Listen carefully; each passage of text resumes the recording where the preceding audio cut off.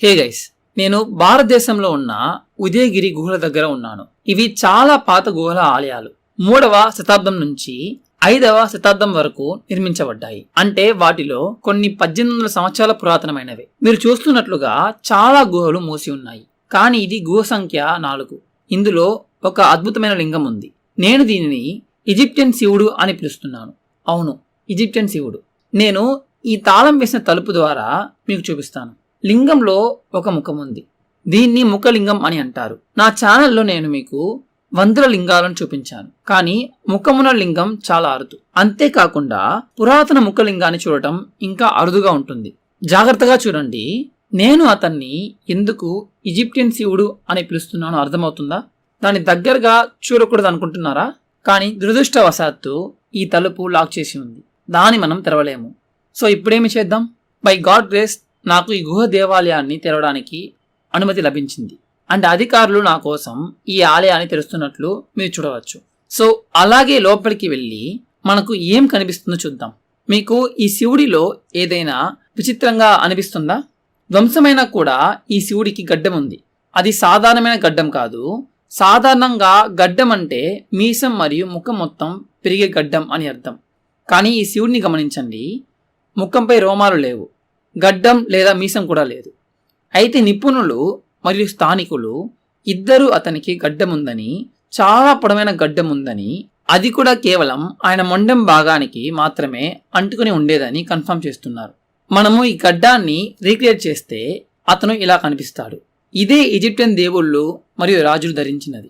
పురాతన ఈజిప్షియన్లు క్లీన్ షేవ్గా ఉండేవారు. వారికి మీసం లేదు, గడ్డం లేదు. కానీ కేవలం గడ్డం కనపడేలా కింది భాగానికి ఎలా ఒక పొడవైన గడ్డంని అటాచ్ చేశారని గమనించండి. ఇది నిజమైన గడ్డం కాదు, ఇది నకిలీ గడ్డం. ఈజిప్ట్ రాజులు మరియు దేవుళ్ళు దీన్ని తమ దివ్యత్వాన్ని సూచించేందుకు ధరించేవారు. ఈ 1800 ఏళ్ల పురాతన శివుడిని భారతదేశంలో ఇదే విధమైన గడ్డంతో కేవలం చిన్ కింది భాగంలో మాత్రమే ఉండటం చూసి ఆశ్చర్యంగా ఉంది. దురదృష్టవశాత్తు దుష్టులు ఈ సాక్ష్యాన్ని నాశనం చేశారు. కానీ స్థానికులు మరియు నిపుణులు కూడా ఈ శివుడు అసలు తన చిన్పై పొడవైన గడ్డం కలిగి ఉన్నారని నిర్ధారించారు. ఈ గుహ దేవాలయం భారతదేశంలో ఉంది, కానీ 2500 మైళ్ళ దూరంలో ఉన్న ఈజిప్ట్తో ఏదైనా సంబంధం ఉందా? లేదంటే ఈ సిమిలారిటీ మనకు ఎలా కనిపిస్తుంది? కానీ ఈ సంబంధాన్ని నిర్ధారించే ఇంకొక ఆధారం ఉంది. శివుని యొక్క గొలుసు. ఇది చాలా విచిత్రంగా ఉంది. సాధారణంగా శివుడు రుద్రాక్షలు లేదా పలసడి గొలుసులు ధరించినట్లు చూపిస్తారు. కానీ ఇక్కడ ఆయన మెడకు అంచున వెడల్పుగా ఉన్న హారంతో చూపించారు. అండ్ పురాతన ఈజిప్షియన్ బొమ్మలలో మనం చూసేది కూడా ఇదే. ఈజిప్షియన్లు ఈ పెద్ద చదునైన మెడ ఆభరణాలకు ప్రసిద్ధి చెందారు. శివునిపై ఈజిప్షియన్ శైలి మెడ ఆభరణం కనిపించడం కేవలం కోయిన్సిడెన్సా, లేక ప్రాచీన భారతదేశం మరియు ఈజిప్టు మధ్య ఏదైనా సంబంధం ఉందా? చూడండి, అతని ముక్కును కూడా కావాలని పాడు చేశారు మరియు అతని ముఖం ఒక అద్భుతమైన శక్తిని కలిగి ఉన్నట్లు కనిపిస్తుంది. కానీ అతన్ని 3వ కన్నుతో కూడా చూపించారు. మీరు శివుడి విగ్రహాలలో ఎక్కువగా ఈ 3వ కన్నును చూడగలుగుతారు. ఆయన తన 3వ కన్నును తెరిచినప్పుడు శత్రువు నాశనం అవుతాడు మరియు లోకం జాగృతమవుతుంది. అది నిజంగానే 3వ కన్నా, లేదా అది పీనియల్ గ్లాండా? మీకు తెలుసా, పీనియల్ గ్లాండ్ ఇదే లైన్లో ఉంది మరియు దీని ప్రధాన పని ఏంటంటే కళ్ళ మాదిరిగానే వెలుతురు, చీకటిని అనుభవించడం. పీనియల్ గ్లాండ్ ఒక న్యూరో ఎండోక్రైన్ అవయవం. ఇందులో కాంతిని స్పందించే కణాలు ఉంటాయి.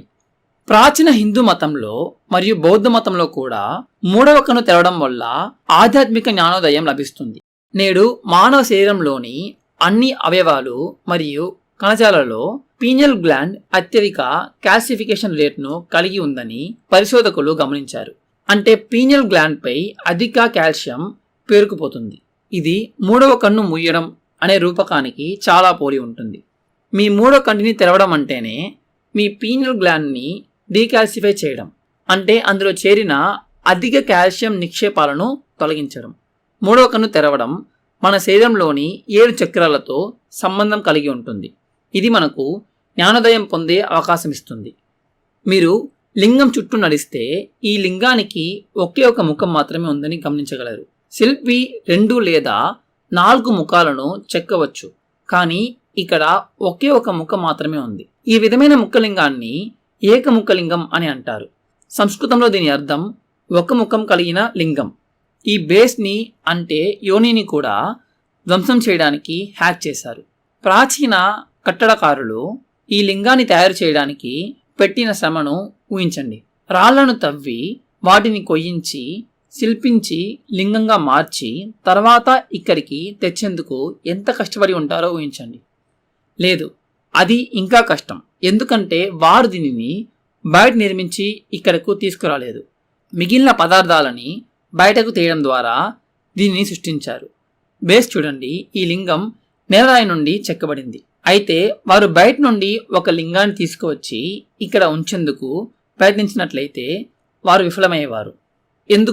ఎందుకంటే లింగం యొక్క అడుగు భాగం నిజానికి ప్రవేశ ద్వారానికంటే పెద్దగా ఉంటుంది. సో ఈ దేవాలయం పదార్థాలను జోడించడం ద్వారా కాకుండా తీసివేయడం ద్వారా నిర్మించబడింది. మనం ఇక్కడ ఒక అద్భుతమైన శివాలయాన్ని చూస్తున్నాం. అది ఒకే ఒక్క బండరాయితో చెక్కబడింది. లింగం, పైకప్పు, నేల మరియు గోడలు అన్నీ ఒకే ఒక్క బండరాయితో చెక్కబడ్డాయి. ఇంత కష్టపడి చేసిన పనిని మనుషులు నాశనం చేయడం చూస్తే చాలా బాధగా ఉంది. బయట ఉన్న కాపలదారులను చూడండి, వారిద్దరికీ ముఖాలు లేవు. ఇక్కడ చూడండి, కనీసం పై సగం ఇక్కడ ఉంది, కానీ కింది సగం పూర్తిగా నాశనమైంది. వారి జుట్టును గమనించండి, వారు చాలా పెద్ద తలపాగలను ధరించేవారు. అవి ఈజిప్టు తలపాగలకు చాలా సమానంగా ఉండేవి. ఇది 1800 సంవత్సరాల క్రితం ఎలా ఉండేదో మనం కేవలం ఊహించగలము. బహుశా నేను టెక్నాలజీ ఉపయోగించి దీన్ని తిరిగి సృష్టించి ప్రకాశవంతమైన రంగులతో చిత్రించగలనేమో. ఇది ఎలా ఉందో చూడండి. 18 శతాబ్దాల క్రితం ఈ భారతీయ గుహాలయం ఇంత అద్భుతంగా కనిపించేది. ఈ అద్భుతమైన ద్వారం చూడండి. ఈ ప్రవేశ ద్వారం చుట్టూ టీ ఆకారపు స్లాట్ల సముదాయం ఉంది. ఇక్కడ ఈ తలుపు ముందు ఎన్ని ప్యాటర్న్స్ చెక్కబడి ఉన్నాయో చూడండి. ఇవే చిన్న చిన్న ప్యాటర్న్లు బయట గోడలపైన, లోపల గోడలపైన, పైకప్పు పైన అందంగా అలంకరించబడ్డాయి. కానీ ఇప్పుడు చాలా వివరాలు మనుషుల చేత ధ్వంసం చేయబడ్డాయి. ఇప్పుడు మీరు గమనించారా, నేను శివుడి జుట్టు గురించి ఏం మాట్లాడలేదు. అవును, శివుడు అందమైన జుట్టుతో కనబడుతున్నాడు, కానీ అది ఆయనది కాదు. అవును, మీరు ఇక్కడ చూస్తున్నది శివుని జటలు కావు. దీనిలో ఒక గొప్ప రహస్యం దాగి ఉంది.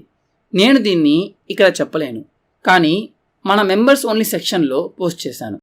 మా ఎక్స్క్లూజివ్ డీప్ డైవ్ కమ్యూనిటీలో ఈ నెలలో పోస్ట్ చేస్తున్న నా 3వ వీడియో ఇది. కానీ ఈ శివుడి నక్కిలి జుట్టు గురించి చాలా ఆసక్తికరమైన రహస్యం ఉంది. సో దయచేసి జాయిన్ బటన్ పై క్లిక్ చేసి చూడండి. మీకు ఈ వీడియో నచ్చిందని నేను ఆశిస్తున్నాను. నా పేరు ప్రవీణ్ మోహన్. చూసినందుకు చాలా థ్యాంక్స్. సబ్స్క్రైబ్ చేయడం మర్చిపోవద్దు. మరియు నేను త్వరలో మీతో మాట్లాడతాను. బాయ్.